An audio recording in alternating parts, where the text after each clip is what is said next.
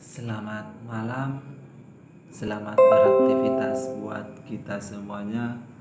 Perkenalkan, nama saya Rizal Lumban Tobing, kelas SIB semester 3. Baiklah, saya di sini akan menjelaskan atau membaca isi dari makalah yang saya ambil yang berjudul Analis Arsitektur Enterprise. Yang saya ambil topiknya yaitu teknik-teknik analis. Sebelum saya membaca isi makalah saya akan membacakan capaian pembelajaran.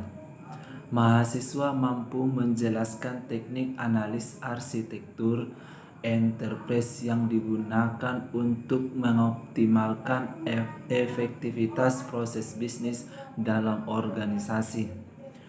Efektivitas organisasi tidak dapat tercapai melalui optimasi secara lokal, namun dapat terwujud dengan interaksi yang teratur dari seluruh komponen organisasi secara global.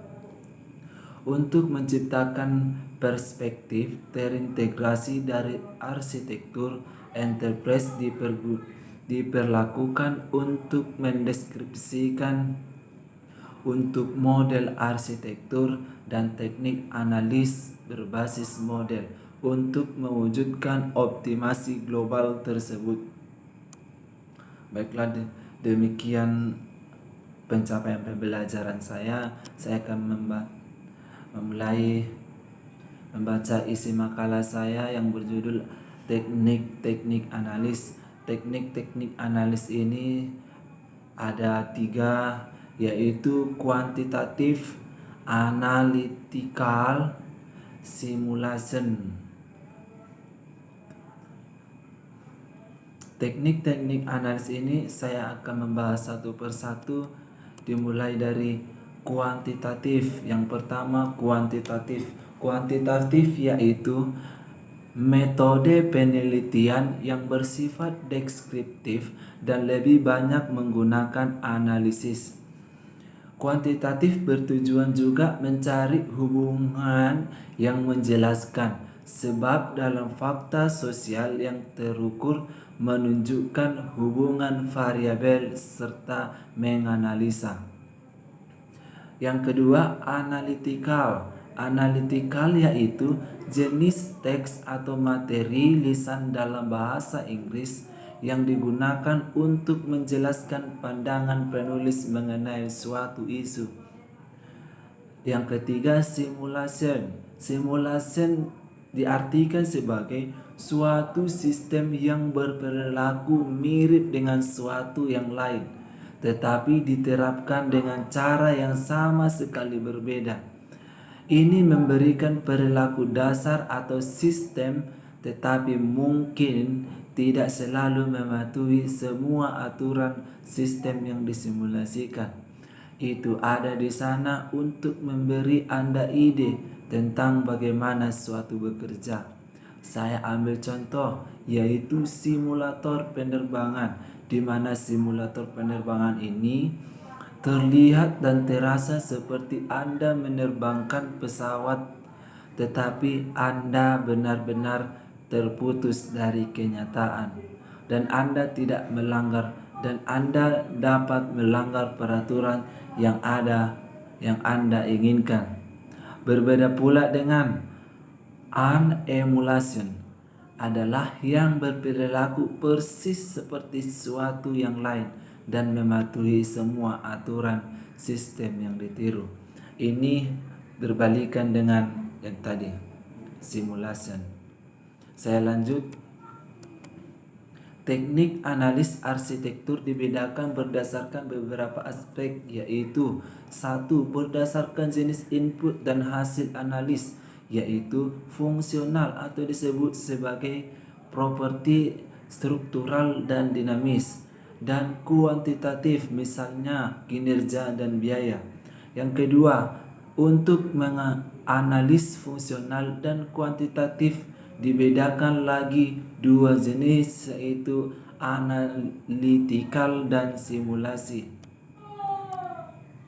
Analis fungsional dilakukan untuk mendapatkan pandangan terhadap aspek fungsional dari arsitektur. Pertanyaan kuantitatif seperti seberapa cepat atau seberapa murah biasanya dijawab melalui teknik analis kuantitatif. Simulasi dapat dianggap sebagai eksekusi dari sebuah model. Simulasi dan animasi fungsional berguna untuk mengilustrasikan perilaku dinamis sebuah sistem. Simulasi kuantitatif digunakan untuk membuat pernyataan statistikal mengenai pengukuran kuantitatif sistem berdasarkan beberapa hasil simulasi.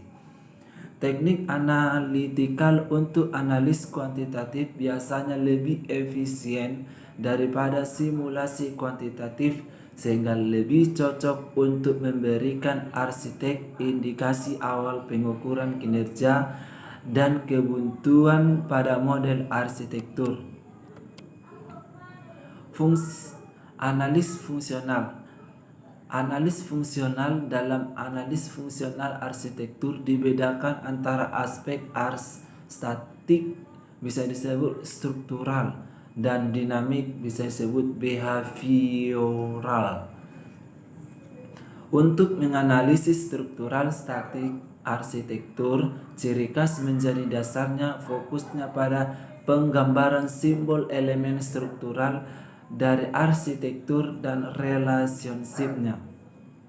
Untuk analis logikal dinamik arsitektur, semantik formal dari model simbolik arsitektur menjadi dasarnya.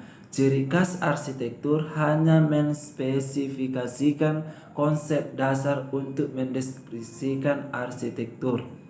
Namun interpretasi dapat berisi lebih banyak detail. Dengan penerapan teknik untuk analisis statik dan dinamika, diperoleh pemahaman lebih baik mengenai bagaimana arsitektur enterprise akan diinterpretasikan dan apa yang dimaksudkan dengan konsep dan relationship individual. Dengan kata lain, teknik-teknik tersebut kemungkinan arsitek enterprise melakukan validasi ketepatan arsitektur yang dibuatnya untuk mengurangi kemungkinan misinterpretasi serta untuk memperkaya deskripsi arsitektur dengan informasi yang relevan. Demikian makalah dari saya. Kalau ada kata yang salah, saya mohon minta maaf. Sekian makalah dari saya. Saya tutup dengan terima kasih. Shalom.